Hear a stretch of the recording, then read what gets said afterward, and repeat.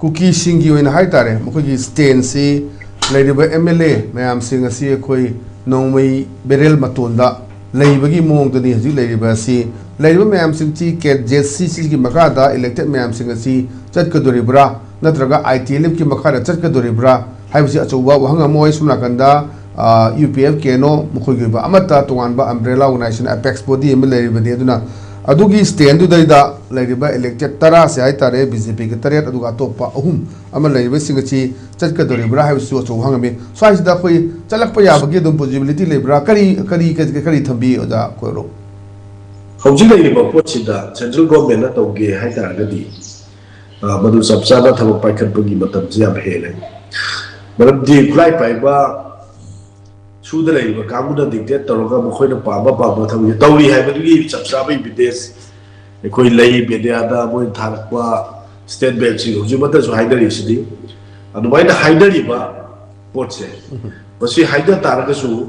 thabab da khotte ado egadi moi di yar ga ju khalaga du thambani da ko jo ba haidi setu ko beka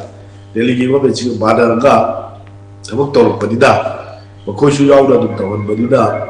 ekoi basida moi da haibu wa du da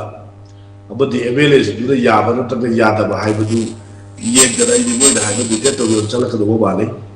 adubu ba khoi ga khoi gi center gi lusi basi ga karab bai area da yada ka gi haibu du khoi di do shi yada bu tu da to do ba thabu tu gi sab cha ba por ba di khang di ada matam di laksha le hoju ba gi le da thingai ba ko le ba ya bom tha da re ba ko le ba ya sida kai ba makal gi action da no da wani da ko da thado ga du thambal ga le di da thado ai hai tar ga di ba ko ground loi thuai ram di politics da ko option da ni bom ka ka si ba ya chi ya ba da te hai tares sis ba gi su gi ground lu ya ba da te ado da ground thuai so ha de du bi ga lai di ba ko gi ba da ba thabak to du lai ba di da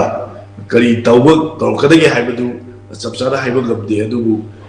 central government si bakoi da hai su ta ga la ba di da jo jo su bakoi ga ya da close da thok to bi da ri ba mo ba di da boy da hai ba du central government hai ba du ga bakoi ga ya da ka da MLA yaw mo yaw da ba do bai le pa di auda da MLA ka da automatically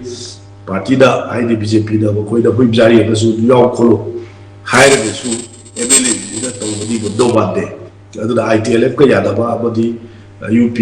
UPF ka di kene ga boy kri su di yaw ba ya chi apun ba joint agreement da ba la ba tu da di soi da thang tu bang thol ga di adu ga itali da soi tab se nam phaja hum thambi aduga